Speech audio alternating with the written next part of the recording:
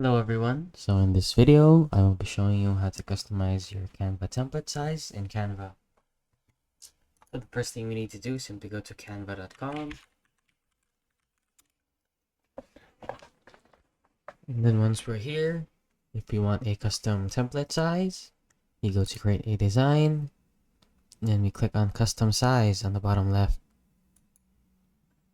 and then we simply choose the width or height of our template. So let's say I want it to be 144 by, let's say, 50. And then we can choose the units if we want: pixels, inches, millimeters, or centimeters. This is very helpful when you're trying to print or create something big or small. So we click on create new design, and that is it. As you can see, it is the width is 144, it's pretty long, and the height is small because it's only 50. And then you can edit it all you want, and that is it. So if you found this video helpful, please consider liking and subscribing.